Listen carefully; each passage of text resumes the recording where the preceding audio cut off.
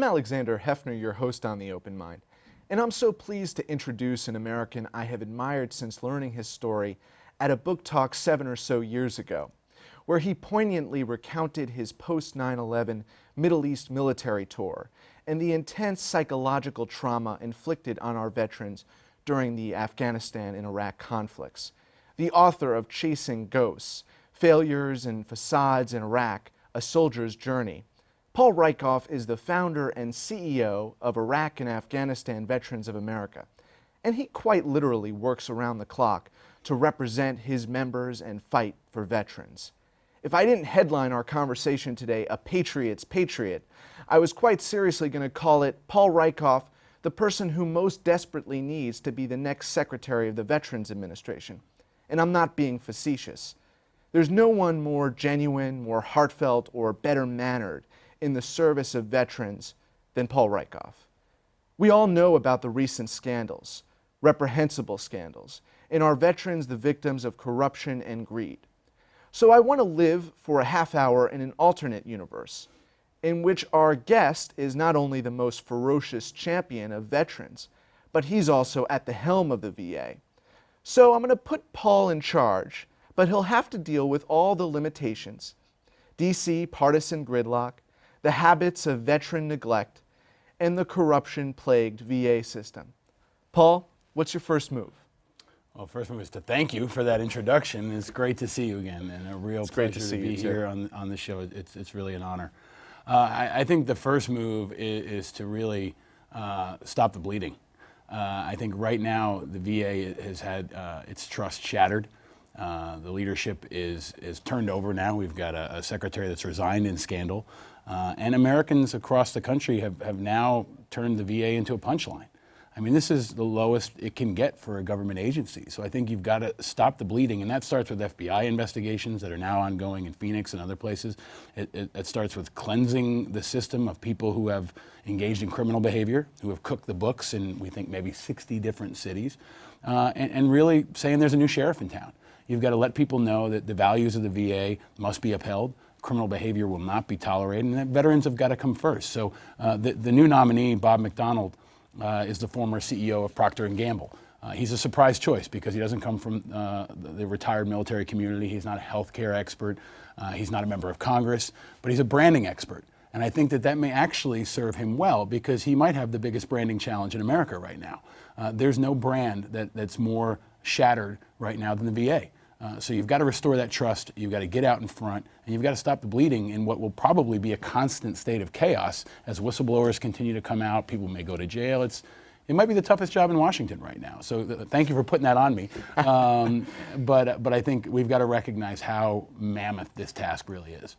Well, your knowledge is intimate of this system and of veterans' experiences across the country. So I just wonder, are there any quick fixes that you would recommend to whoever is the new Secretary of the Veterans Administration? I don't think there are. And I think that's grounded in reality. I mean, the VA has been dysfunctional for decades. It's been kicked down the road by president after president and secretary after secretary, and you've got a deeply entrenched, almost corrosive bureaucracy. So it's very difficult to fire people. Management and accountability is very difficult. There's not transparency. They've even struggled to comply with subpoenas before Congress.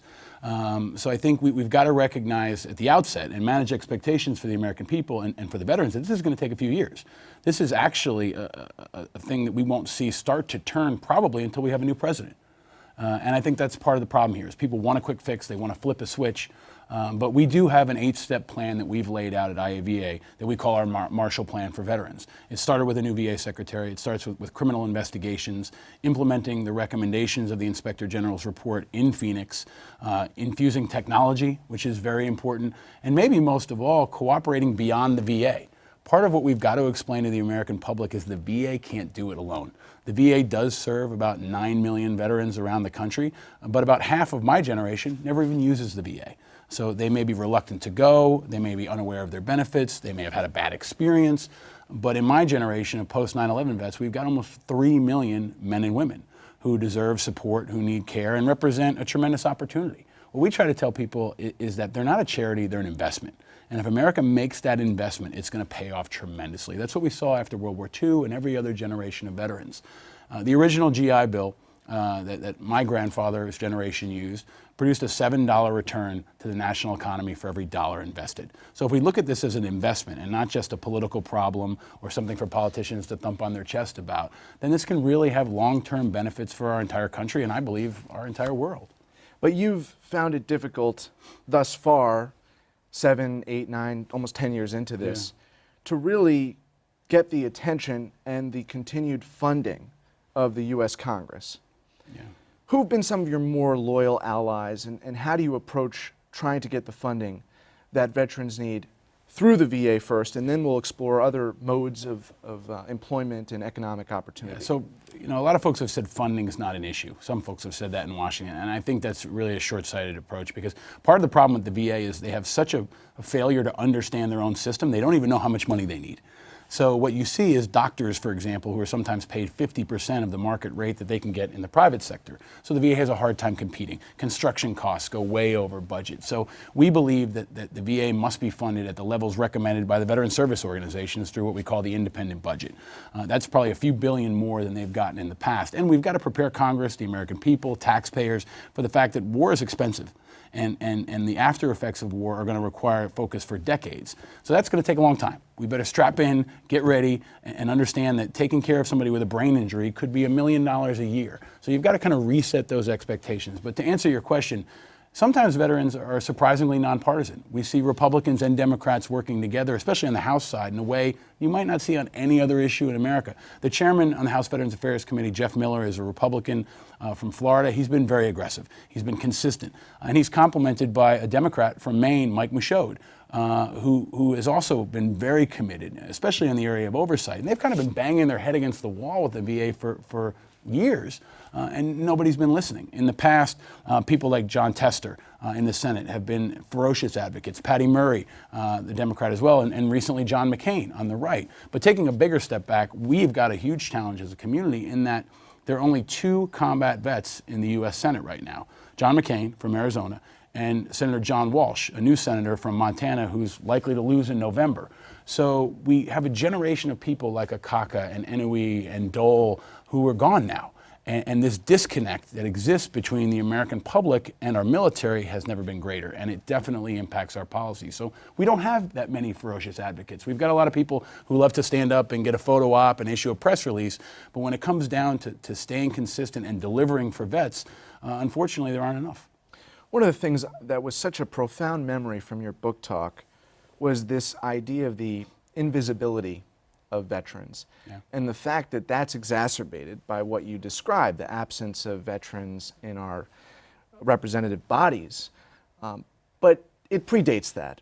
These wars were very much a ghost to so many Americans. Expound on that for us. Yeah, well, it's really unprecedented, the disconnect that we've got in our broader society. So you've got less than 0.5% of the overall American public has served in Iraq and Afghanistan. If you go back to Vietnam or World War II, sometimes it was 12% of the overall population. So in a studio like this, half your crew would have served overseas.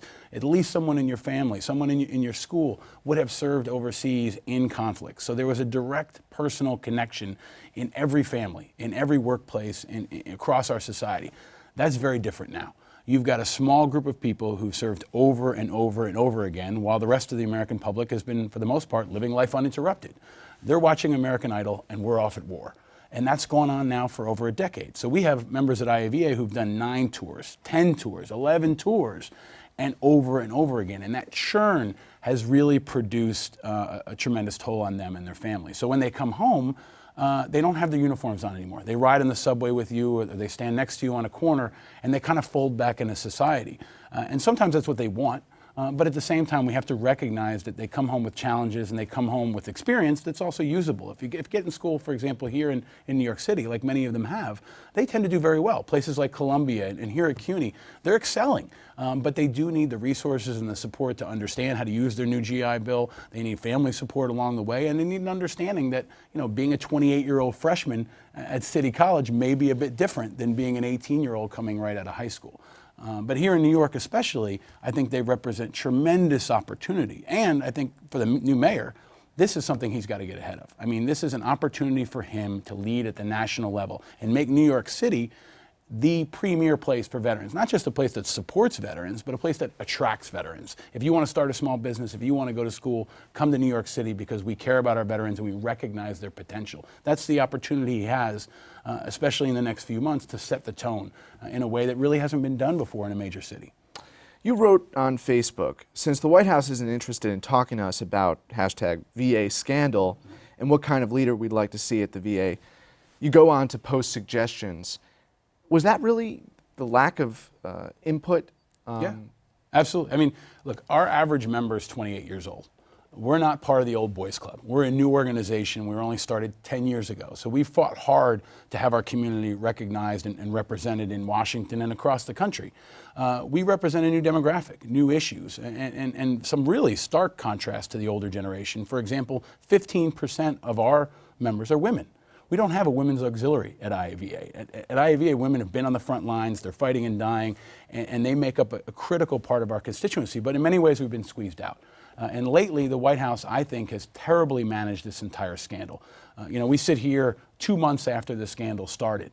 It took a month before they really recognized the size and scope of it, and then Shinseki resigned in scandal. A cabinet-level secretary resigned in scandal, and then it took them a month to fill the spot. So I think they bumbled this entire process, and most of all, they haven't reached out to the community. The president hasn't talked to veterans. The president hasn't come to meet with our members or gone out on the road and said, hey guys, tell me what's going on. So it's been a very isolated decision, I think, compounded 6 years of disconnect.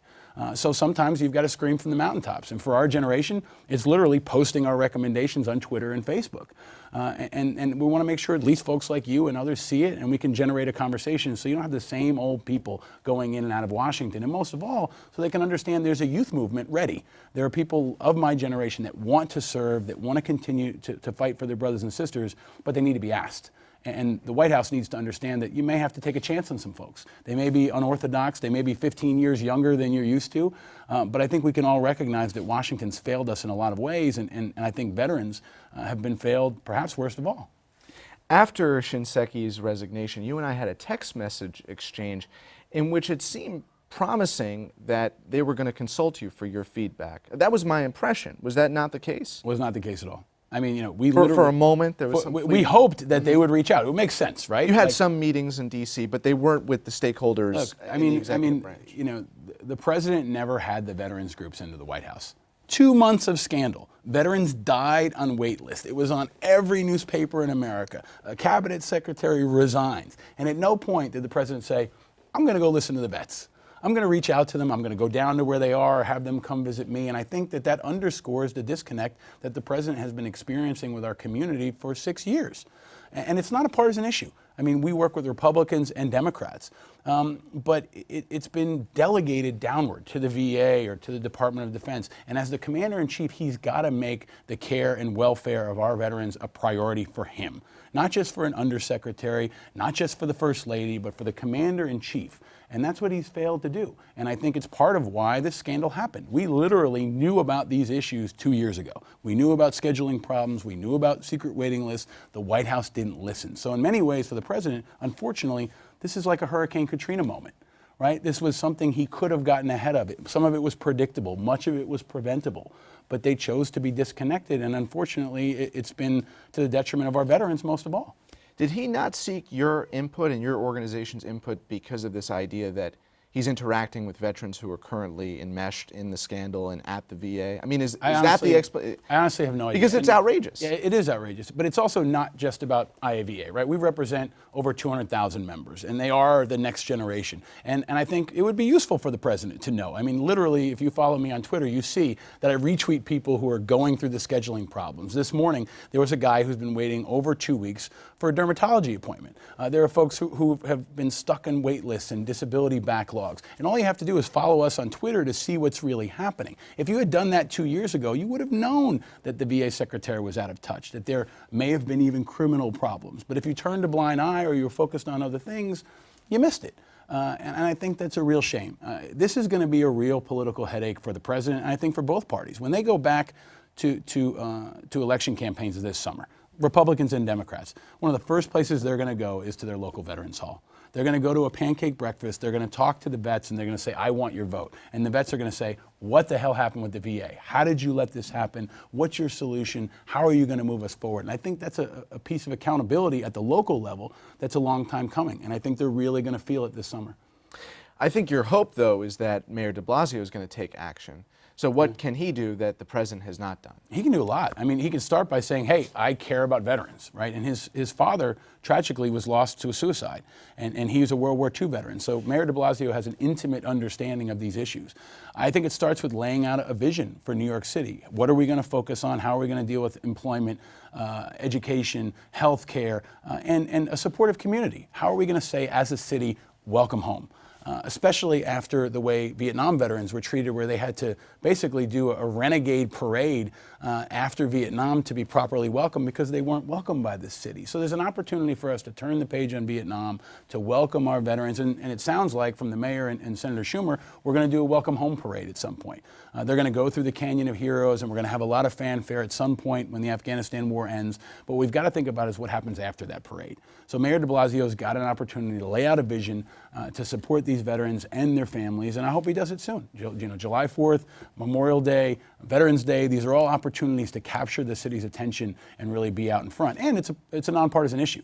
We can unite the city, Republicans and Democrats, after an election around an issue I hope everyone can agree on. Let's talk about the post-parade problems. Yeah. So there's post-traumatic stress disorder. Right. There's the suicide epidemic. Is it still an epidemic? Yes, absolutely. So suicide is the #1 issue for IAVA members this year. Every year we poll them. We use a lot of online tools, and we get down to the grassroots and say, hey guys, what do you think is the #1 issue? And overwhelmingly they said to us, suicide. They're tired, we are tired of losing our brothers and sisters to this invisible enemy. 22 veterans a day are lost to suicide. That's outrageous. If we were losing that many people to an enemy weapon system or to Al-Qaeda, we'd have press conferences nonstop. We'd be calling in DARPA. We'd be trying to figure out how the greatest minds in America could tackle this problem. But we're losing folks to suicide almost invisibly every day. So that's going to be our top priority. In the midst of this VA scandal, we've laid out a pretty comprehensive approach that has a legislative solution, a comprehensive bill called the Suicide Prevention for American Veterans Act, the SAVE Act. We've asked for an executive order from the president, and all summer long we're going to connect 1 million veterans with resources. We're going to do that through local outreach events, baseball games. We're going to partner with the rock band Linkin Park. We're going to get down to the grassroots and connect veterans and the communities with our cause, because most of the progress, especially on this issue, has got to happen outside of Washington. People have to know that it's okay to step forward and ask for help, that there's a community that understands and supports them, and at the same time we have to make sure those resources deliver. So if a veteran does raise his hand and say, I'm going to be courageous, I'm going to come forward and get help, that he doesn't get stuck on a secret waiting list, and that we're improvising, adapting, and overcoming, and offering him opportunities at the local level that can solve his problems. If the VA can't do it, it might be a local hospital, it might be a city resource, it might be a community-based nonprofit, but most of all, we've got to get the country involved. That's what's been missing here. After 9/11, President Bush, I believe, missed an opportunity to galvanize this country as we went to war. Now, President Obama is missing an opportunity to galvanize this country behind our veterans. It's happening right now. We are literally dying across this country, and the president's got to step up. And if he doesn't, people watching have got to do it. We can't wait for Washington to respond. They haven't had a good track record of doing that in the last couple of years. So if there's any issue we can unite around, this should be it. Not to backpedal from that, Paul, but this issue of confronting veterans and the concerns that they face, it doesn't even occur to me that the country is prepared to play a more democratic role in how we orchestrate war in the future. Yeah. And not only do we ignore veterans as a society, right, as we were potentially embarking on intervention in Syria or again in Iraq. Right. So don't we have to start there? Yeah, well, I think with the psychology. Yeah, I mean, it's all of that, right? I mean, what an outcome that's happened as a result of this all-volunteer military, right? That happened after the Vietnam War. We went to an all-volunteer military. There's no draft. There's no conscription. So you have this small group of people who are highly professionalized, who volunteer to serve, and have been fighting our wars for now 13 years or so. It's created the best military on the planet. Our people are fantastic fighters. They're highly trained. and it's been great for the military, but it might not be great for our democracy. Right now, what you've got is other people's kids fighting our wars. So you can say, sure, drop some bombs on Syria, or sure, drop another 300 people into Iraq because it's not my kids. That's never really happened in American history. So I think we've got to reevaluate what it means to serve in this country, what it means to be connected to war. It's not like World War II where we had war bonds and people rationing their metal to support the fight. So I think we need courage from political leaders, and we need activism from the people to say, even if we do send 300 people, and it's only 300 people into Iraq, that we care and that we're paying attention, that we will hold people accountable. But it's hard to do that when it's somebody else's kids, which has really been, I think, one of the most interesting and in some ways troubling parts of the war on terror. It's like nothing we've seen in American history, really. And I think it's going to really be important in the next decades to see how the presidents and Congress and the public deal with issues of war and conflict. Because now we know what it costs. It's very expensive in terms of our international reputation, our lives lost, our public treasure. War is very, very expensive, and it's brutal. But it's a lot easier to let it happen when it's not you and you don't have skin in the game. So I think we've really got to think hard about that in the years to come. Well, not only is it unfair, but it's debilitating. I mean, it's debilitating to our democracy, or even the principle or premise of a democracy. Yeah, yeah. So let me ask you, in terms of your own political operation on a day-to-day basis, how are you attempting to relate these concerns to the experiences of non-veterans so that Americans, perhaps who are struggling with suicide or issues that are medical in nature but relate to experiences of veterans, can have an understanding of what they're going through? Do we have to all be in the same pie? I think it starts with storytelling. I mean, the veterans community's had a history of telling stories, telling war stories, talking about our experiences, but trying to bridge that gap. I mean, you know, every generation has had a great writer or a filmmaker that comes home and tries to tell their stories. If you think about Catch-22, or you think about Born on the 4th of July, there have been a lot of ways to communicate the experiences of war. But for us, it's really about letting our veterans tell their stories. And technology is like fuel injection. So we're able to put up videos, tweets, Facebook obviously, and every other piece of social media to convey our experiences from a personal level, from a human level. I think that's the most important starting point. Just telling you a story about someone like Kyle Carpenter, who just received the Medal of Honor a few weeks ago from the president, a heroic young guy who jumped on a hand grenade to save his buddy. Was in hospitals for 2.5 years, struggled to get by, but he's a triumphant leader now. He's survived, and he's inspiring others. And you know, maybe cutting to the core of this, he was on a wait list too. So if you're a Medal of Honor recipient and you're stuck at on a wait list at the VA, what does that mean for the guy here in Brooklyn who nobody knows? I think the storytelling is always the most important way of communicating our experiences on a very human level, so you can understand us as a neighbor, a brother, a friend, not just an other or someone in a uniform that's far away like some reality TV show.